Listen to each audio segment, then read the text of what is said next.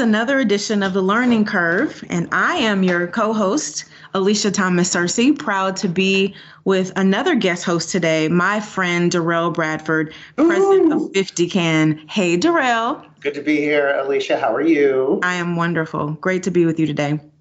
So I'm going to let you start with giving us the story of the week. What do you got? Yeah, so from the paper of record, the New York Times, I would encourage all listeners to read this with a hot cup of righteous indignation. The headline is U.S. Students' Progress Stagnated Last School Year, Study Finds. The subhead, which is very telling, is despite billions in federal aid, students are not making up ground in reading and math. We're actually seeing evidence of backsliding. So this was an analysis of a report from NWEA, which came out this week, that basically tells us everything we knew was going to happen, had every opportunity to avoid, but have let happen anyway. And that is that after the historic learning losses, yes, I'm calling them that, of the pandemic, which of course most acutely affected low-income kids of color in school districts that were remote the longest, highly urban, where the sort of differences in achievement were most pronounced already, that the federal aid that was appropriated by Congress, $190 billion by some accounts, to help those kids catch up, has not helped them catch up. And I would just say that the most startling bit of data is that the kids who are most behind are the oldest, who also have the hardest subject matter to catch up on and the longest way to go. This is the response, I would say, to the school closures of the pandemic and the learning loss that is a result of it, is one of the greatest domestic policy failures of our time. I think the mistakes of the last 3 years will be with us for the next 30. I think there will be a sort of a cascading series of policy impacts that happen to these kids in life that will be both expensive financially and personally to them.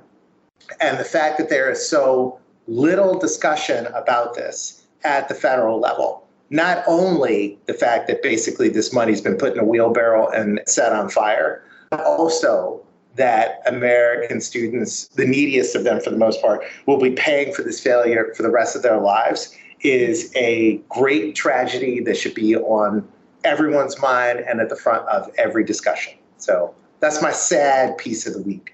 I know it is sad and it's frustrating too. As you were talking, it reminded me of the cheating scandal in Atlanta public schools. Yep, I remember that. Right. So there was lots of consternation about teachers being arrested and jailed and all of that. And we love our teachers and we can understand somewhat. But the connection that I'm making here is the impact that the cheating on the students had, right, will last forever. And it's very similar to what we've done to kids during the pandemic. And the only thing I would add to that, I don't have the research here, but I would also argue that the reason why the older kids have probably been even more negatively affected is because some of their schools were already failing them prior to the pandemic. I think that's a strong hypothesis, Alisha. And so it's not a surprise, but it's deeply sad. And I would argue that not just at the federal level, but even at the state level, I can't tell you how many meetings I've sat in the last couple of weeks alone, talking about reading scores, the science of reading, teaching teachers how to teach reading. And no one seems to be concerned. I think it's a crisis, right? That only 30% of our kids nationwide are reading at grade level when it comes to fourth grade NAEP scores. I just don't get it. And so it is sad and it's frustrating. And I'm hoping that this story is a call to action. Now, I know you're going to cheer us up with your story now. I'm not. But this is a little bit lighter. I want to talk about a story that's in Education Next called Does Abbott Elementary Get Teaching in an Inner City Public School Right? And so I picked this story because I used to watch Abbott Elementary. I loved the show. I was quite entertained by it. And I think Robert Pendicio, I hope I'm saying his name correctly. That is how you say it. Yeah. Okay, good. He essentially says it's entertainment, get over it, especially you charter people. Obviously, I'm paraphrasing. And so here's the deal. I've never been a classroom teacher, and so I will just start with that for those who have and, need that to make your argument. But I have been a superintendent. And I can tell you that many of the experiences in comedy that have been in Abbott Elementary have resonated with me. I really have been entertained, but also recognize some of the truth in the experiences of the new teacher who has all the ideas, but gets a wet towel to dampen all of that excitement when she realizes the lack of resources at the school or whatever. The list goes on. But I stopped watching because of the misinformation and what I believe to be the mischaracterization of charter schools. Yeah. And Derrell, I know you know this because we've been on the proverbial battlefield when it comes to charters. And it's really just about fighting for more options and the right path for our kids. But because we've had these political battles and some of us have wounds to show for it, you can't use a national platform to further misinform and demonize charter schools. And I think that's what Abbott Elementary does way too often for my taste. So I wish to show well. I think it does highlight that we have to support our public schools, that we have to support our teachers. And when I say support, I'm not talking about more money. I'm talking about making sure that they have the resources that they need, talent, et cetera, to be successful. And I think it could have the same effect without showing charter schools to be this evil place that's snatching kids. And I totally agree. And so, again, I wish them well, but I want them to do better in that regard. And wouldn't it be very cool to have someone like a Derrell Bradford or an Alisha Searcy to be in the writing room to help them tell the right stories about charter schools. So if you're listening, that's my ask of you all. As a former magazine editor and an English major who graduated with a concentration in creative writing, I would very much enjoy that. There you go. Perfect. Let's make a call. Let's see what we can do. So, and one more thing for folks listening, Debbie Veeney, who works at the National Alliance for Public Charter Schools, actually wrote a wonderful retort to this emerging anti-charter storyline on Abbott, and I would encourage anybody who's interested to read that. Great. So after the break, we have the great pleasure of talking to Professor Manisha Sinha, and Derrell is going to introduce her in just a moment, but we're excited to see what she's talking about.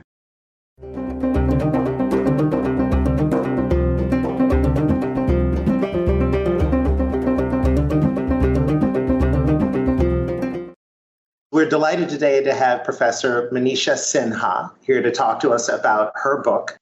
She is the James L. and Shirley A. Draper Chair in American History at the University of Connecticut and a leading authority on the history of slavery, abolition, the Civil War, and Reconstruction. She taught at the University of Massachusetts Amherst for over 20 years, where she was awarded the Chancellor's Medal. Professor Sinha is also the author of several award-winning books, including The Counter-Revolution of Slavery, Politics and Ideology in Antebellum South Carolina, and The Slave's Cause, A History of Abolition, which was longlisted for the National Book Award for Nonfiction. She has also written for the Times Literary Supplement, the New York Review of Books, the Wall Street Journal, the New York Times, the Washington Post, Time Magazine, and CNN.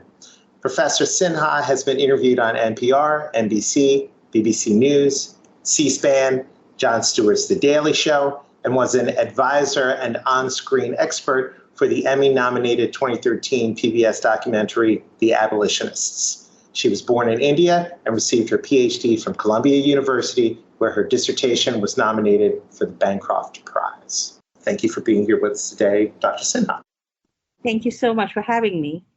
Your book, The Slave's Cause, is a comprehensive volume. Look, even if you look at the book reviews on Amazon, people use the word comprehensive all the time. What I would say is an underappreciated topic in U.S. history. Would you share some of the main themes regarding the black and white, male and female, religious and secular leaders and their sort of convergence in the abolitionist movement? That's an excellent question. When I started writing this book on abolition, I realized that we do not need to think about abolitionists as some sort of individualistic moral do-gooders, individual benevolent reformers, which is the way they are commonly portrayed in U.S. history textbooks, but to really see it as a radical interracial social movement that included ordinary American citizens and those who were not counted as citizens, the enslaved, men and women, black and white. And that's what makes abolition such an interesting radical social movement, because it created a space for the disfranchised, and it allowed them to push at the boundaries of American democracy, both in terms of challenging the existence of racial slavery, but also in terms of demanding equal rights, equal citizenship rights in this country. In my daily work, we work with advocacy campaigns all of the time. And a lot of the time, you're trying to change an idea like a social system, or you're trying to change an economic system in a lot of respects. And according to historians, from 1444 to 1870, the trade of enslaved Africans was central to the economics of the Western world. Reports indicate that 54,000 voyages brought 13 million enslaved Africans to the New World, including 4 million to Portuguese Brazil, 2.5 million to Spanish America, 2 million to the British West Indies, and 500,000 slaves to British North America and the United States. This was a massive multinational global economic alignment that abolitionists were trying to undo. Can you give some deeper context to kind of like the economic alliances that these folks were trying to disrupt? Yes, that's, again, a very important question, because if you look at the dimensions of the Atlantic slave trade, as you mentioned, it's like a world historical event, right? It involves the destinies of so many different continents in the West, and it actually involves a long time period, centuries. And this is where the abolition movement gets its start, in critiquing this commerce in human beings as they recognized it. And one must understand that the Atlantic slave trade was very much linked to the emergence of the modern West, which has always been multiracial, not to mention indigenous peoples in the Americas who were also subjected to various forms of servitude and enslavement, and then millions of people of African descent, mainly from the west coast of Africa. Towards the end of the trade, they even sort of rounded out and tried to go to the east because they were exhausting their supplies of enslaved people, literally. When we think about it, this idea of unfree labor is at the heart of slavery. It's at the heart of the emergence of the Americas. You can even see this in terms of the development of capitalism in Europe. If you see which countries dominate the slave trade at different times, you can literally figure out which countries were at the forefront of economic development. So it goes from Italian city-states to the Iberian Peninsula, then to the Dutch, and then on to the French and English. And it's really connected to their economic rise. So when abolitionists confronted the slave trade, and I must say that the numbers have been increasing in the transatlantic slave database, the numbers are inching towards 15 million, for the United States more towards 600,000. But regardless of the numbers, the first thing that abolitionists really saw was the cruelty, the inhumanity of the trade. And the people who first protested against it were those who were enslaved in the west coast of Africa. So I begin my book by talking about Africans who resisted their enslavement as the original abolitionists, both in the west coast of Africa, but also in shipboard rebellions, in the slavers coming over the Atlantic. And then, of course, it becomes a site of cruelty that many other abolitionists at that point focused their attention on. Before slavery, they focused their attention on the inhumanity of the slave trade. And it is no wonder that the first thing to be abolished is the transatlantic slave trade by the British and by the United States in 1808. My book begins with the idea that we often talk about African participation in the Atlantic slave trade. We rarely talk about African resistance to the slave trade, and that we must be talking about that too. You obviously mentioned Great Britain and the British Empire. I want to make sure I get his name right. Olaudah Equiano? Yes, Olaudah Equiano. Yep. Okay. Was a Nigerian-born former slave who was among the leaders of the British anti-slave movement in the 1780s. His 1789 autobiography, The Interesting Narrative of the Life of Olaudah Equiano, I'm working on my phonemes here, helped secure passage of the British Slave Trade Act in 1807. Can you talk a little bit about his experience and his unlikely alliances with William Wilberforce and others in the British parliamentary system who worked to abolish the slave trade in Britain and the Empire? Absolutely. I tried to center people of African descent, African Americans, and even Afro-British abolitionists like Olaudah Equiano in my book. I make the case that these figures have been largely forgotten in the history of abolition, and that they were in fact central to the movement to abolish the slave trade. It's not to say that we need to necessarily displace people like William Wilberforce or Thomas Clarkson, but to understand that these movements took off because of connections between Black and white abolitionists. So Olaudah Equiano, for instance, of course, we're talking about pre-colonial Africa, we're talking about pre-modern Africa, was from the Igbo people, and he remembered his origins there. And he describes the Middle Passage, the terrible Middle Passage over the Atlantic Ocean. His slave narrative was one of the first ever published. There were a few who had published before him, but his is the one that becomes extremely popular and becomes very important. It runs into several editions. It converts people. He goes on lecturing tours, what we would call today book tours. He has subscribers to his narratives. It is published in the United States by a radical artisan New York group. So if you look at the publishing history of Olaudah Equiano's narrative, you realize the tremendous impact it had in the movement against the slave trade. And there are a group of these Afro-British abolitionists whom I talk about in my book, people like Atoba Kwagano, Olaudah Equiano, and Ignatius Sancho. We've forgotten these people because we never think of the early modern West as a multiracial, multicultural space. And when we talk about its radical democratic traditions, the tradition of abolition, these people play an outsized role. Now, there has been a scholar recently who has questioned Equiano's narrative as he was questioned when he actually wrote that narrative, a literary scholar who thinks he found a smoking gun by finding his baptism record and saying, well, he made up that whole story that he was born in Africa, etc. And that, in fact, this baptism record shows that he was born, in fact, in South Carolina.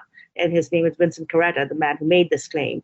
Now, unlike literary scholars, historians don't just take one piece of evidence and say, oh, this is definitive. We look at what is going around it, and we know that people of African descent, when people registered them, they often wrote different names for them. For instance, Olaudah Equiano's given name was Gustavus Vasa, which was named after the Swedish king. Enslavers like to do that. They name their enslaved people Caesar or Gustavus Vasa, just as if to make fun of their status as especially disempowered people with these big names. But when Equiano got his freedom, won his emancipation, he chose to use his original African name, which was Olaudah Equiano. So historians have said, look, this happened all the time. There would be a person who would record people's, especially Black people. They would record their names differently. They would put their last port of embarkation as their birthplace because they couldn't care less where they were born in Africa. So we have to be very careful with evidence like this. And in my book, I come out against this theory that Equiano had fabricated his entire narrative, because he clearly had not. And Black people's testimony against slavery, especially abolitionist testimony, has always been questioned for all kinds of reasons. And I think Equiano's narrative was important.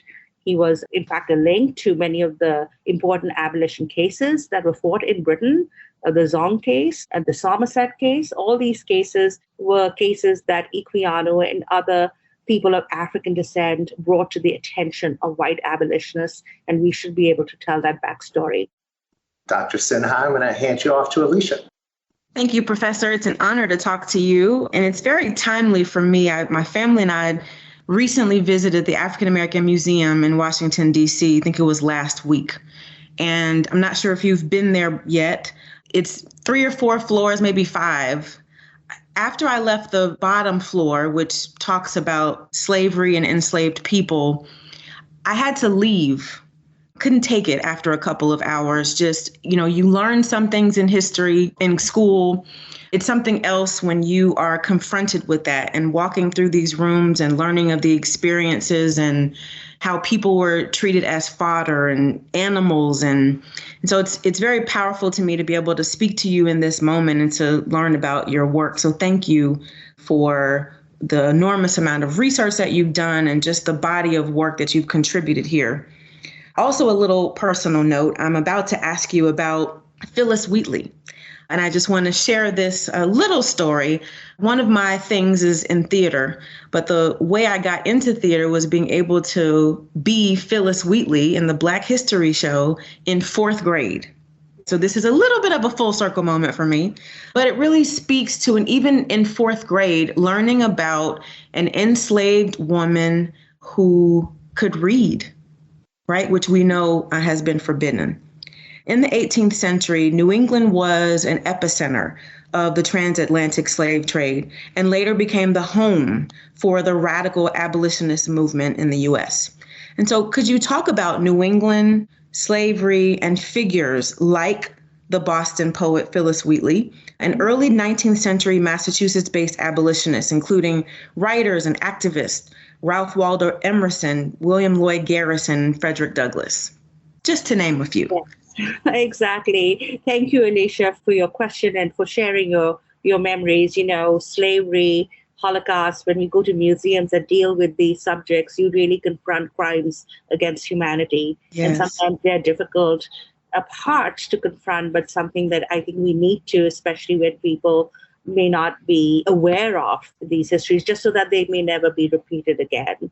And you're right, when we look at New England, we forget that slavery was legal, that Rhode Island and Massachusetts participated in the slave trade, that these states became free only after the American Revolution and after the passage of judicial decisions or gradual emancipation laws, that in fact colonial slavery existed. And Phyllis Wheatley was one of those people caught in colonial slavery. I mean, she came as a young child, right? She's named Phyllis after the slaver in which she came on.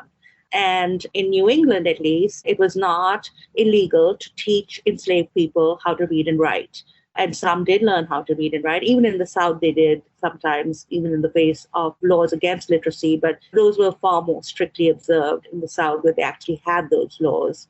But in New England, if you look at Phyllis Wheatley, for a long time, literary scholars may have studied some of her poetry, but historians tended to neglect her. And when I was writing the slave scores, now everyone's jumped onto the bandwagon, and there are new books on Phyllis Wheatley, left, right, and center, new biographies. But when I was writing the slave scores, I felt she had been neglected. I called her the foremother of the revolutionary abolition movement, because she is writing poetry, talking about freedom, letters, talking about the claims of enslaved people to freedom, and that you have to really read her poetry very carefully to see her in the abolitionist tradition. And I saw this, especially in the 1830s, when abolitionists are constantly reprinting her poems and her book of poems. Why would they do that? And the reason they did that was not just as a testimony to her genius, as they said, African genius, because she was a genius, right? You come as a 6, 7-year-old and you master Latin and English and Greek, and you're writing elegies and poetry. That is the toast of the Atlantic world. She could have become a famous poetess and just stayed on in London when she went there, but she chose to come back to the United States and lend her voice to what she saw as her people. When she was told to go back to Africa, and she said, no, I've grown up here and they will look at me strangely. I don't even remember those languages anymore. They will think I'm a barbarian. So Phyllis Wheatley is a far more complex and deep thinker and writer than we have given her credit for. And that's the case I made in my book. Now we know somewhat of her life a little bit. In marriage, a colleague of mine has discovered papers that have shed light on her husband, John Peters, who was somewhat of a lawyer and a great defender of her. Unfortunately, Phyllis dies in 1784. but her works are kind of immortal. They live on.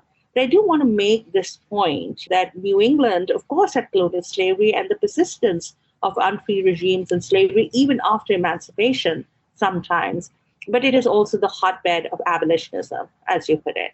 This is the place where you have the emergence of interracial radicalism, which is pretty unprecedented. And African Americans play a huge part in it. I talk in depth about Black people in Massachusetts and Connecticut who sue for their freedom, who petition for their freedom, who, in my opinion, actually formed the first abolition societies, even before the Pennsylvania Abolition Society, which is seen as the first abolition society founded by Quakers in the Western world. So I think they are the ones who are seeding this ground for interracial radicalism. And it continues in the 1820s when David Walker migrates to Boston from North Carolina, and he writes an appeal to the colored citizens of the world. And so when Garrison publishes his paper, The Liberator, the first few issues of his paper are just devoted to looking at David Walker's appeal, which is this radical abolitionist indictment of the slaveholding republic, and which really does a great job in putting forth a platform of militant Black abolitionism for the immediate abolition of slavery, not the gradualism of Northern emancipation, and for Black rights. And it influences white radicals like Garrison, and that's where the movement really takes off.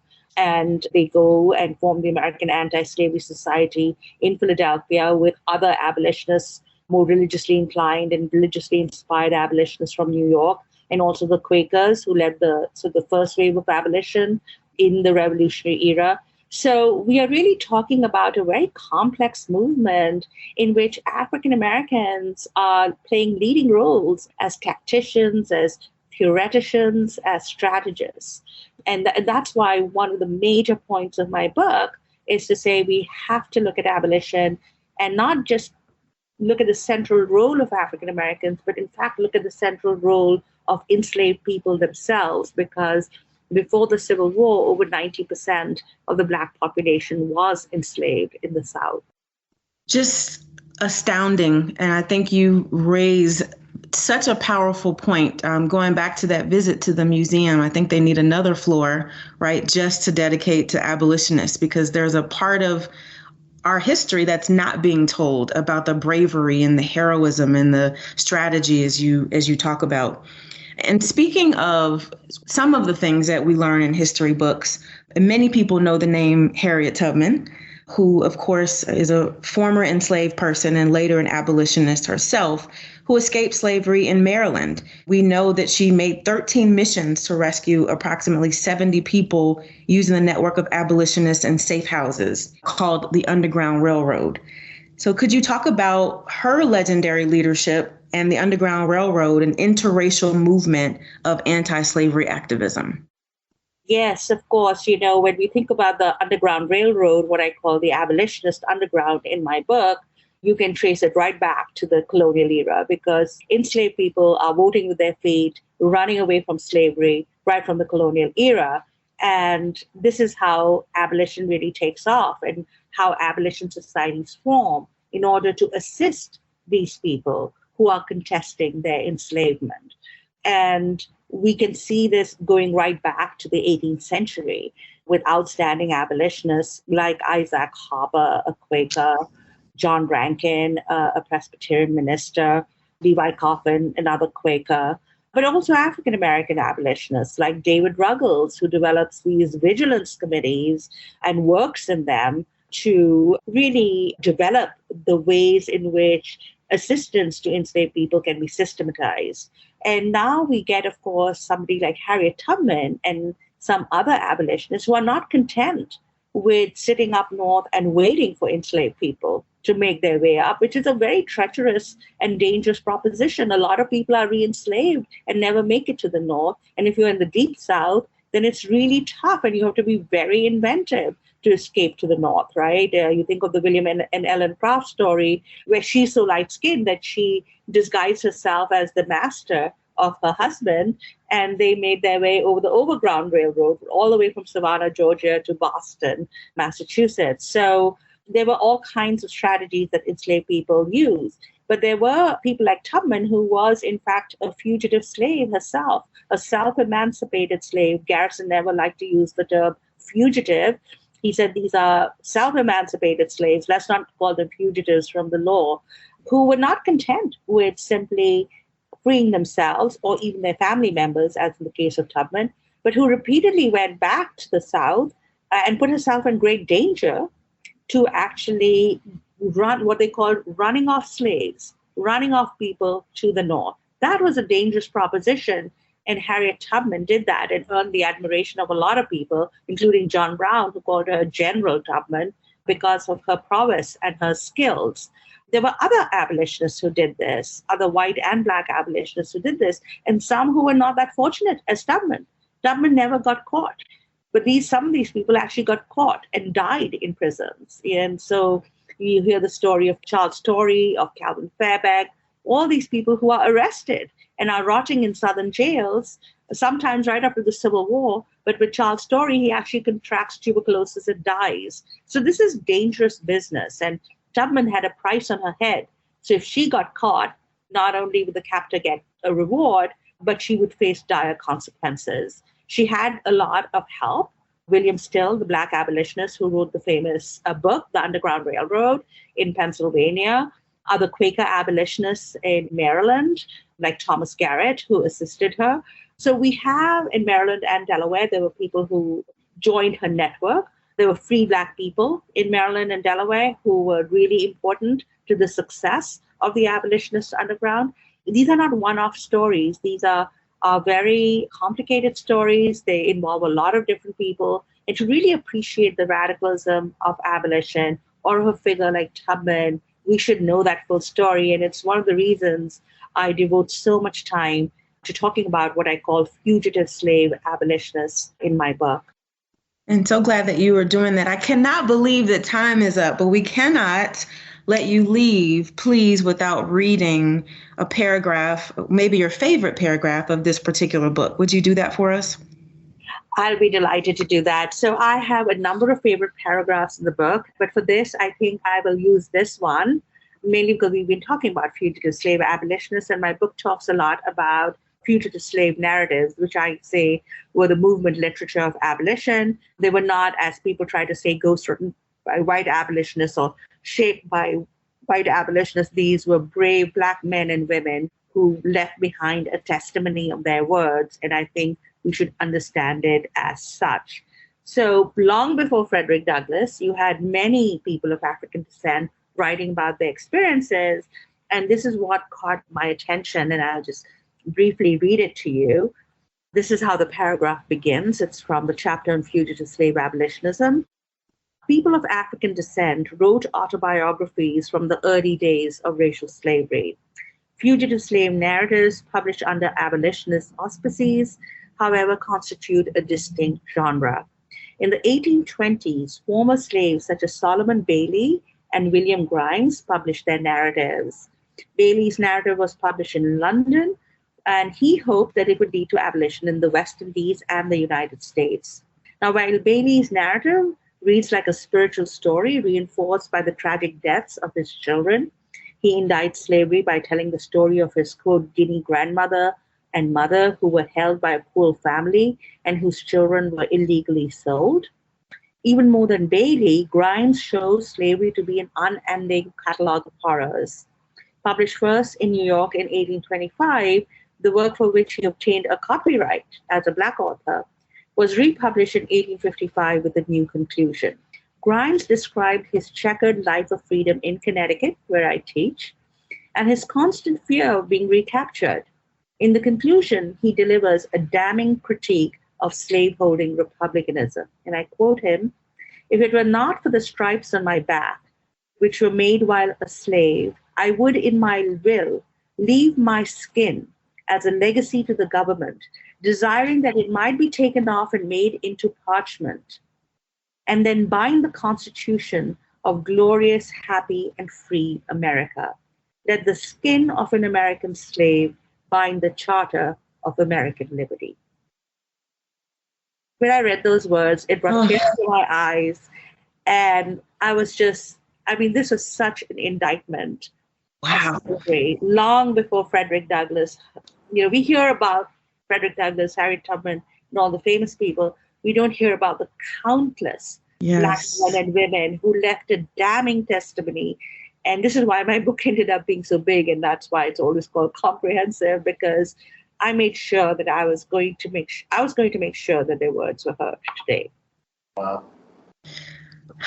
I'm quiet because I just have no words. I am just speechless. That last part about leaving his skin, I don't even, what do you say? How do you feel? And just like you, just tears came to my eyes as a Black woman, right, in the United States of America, to know that this is my history, this is my legacy, this is a story, and not a story like a fairy tale, but a, history that speaks to the strength and endurance of Black people and the spirit of overcoming. And one of the things I find most interesting is that we weren't supposed to be able to read and write, but those stories are written and they are ours. And it's because of historians like you that those stories are being told, and that part of history is not being forgotten. So for that, we say thank you, Professor, for joining us. Thank you, Professor. This was wonderful. And thanks for what you're doing. Please continue to keep it up. We need you in this country and the world. Thank you so much. Thank you for having me.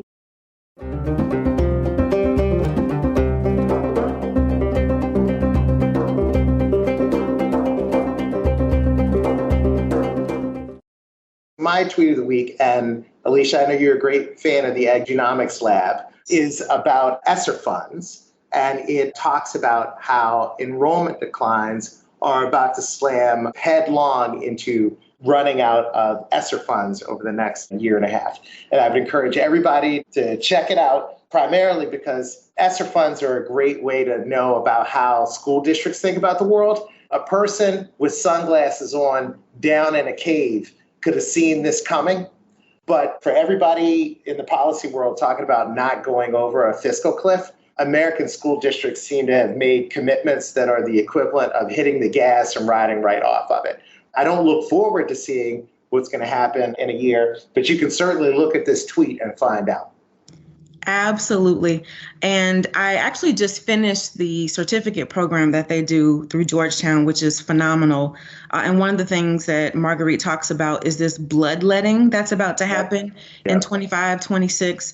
And I want people to understand what this means. And this is a short little blurb that we're talking about here. But to your point, folks have got to look at how districts have spent their fund. In this article in particular, they're telling folks, if you're thinking about leaving education right now to find a new job, this is probably not the right time, because when all of this funding goes away and districts are trying to figure out how to pay for all the things that they've invested in, there are going to be less jobs because districts are going to be minimizing their staffs. Yep. So just a word to the wise there, but this is a big moment. And to your point, I really think all of us need to pay attention on the policy side, those who are in education day to day. And as I said a while ago, CFOs at school districts need to be paying attention. And even here in Georgia, our revenues are still up and we're still seeing a surplus, but that's going to go away. And we need to pay very close attention to how districts are spending their money and answer the age-old question, are we getting a return on our investment? Yep. It has been an absolute pleasure to be with you, Derrell, and to hang out with you on the learning curve. Pleasure was all mine, Alisha. Thank you. We look forward to seeing you all or hearing from you all in our next episode.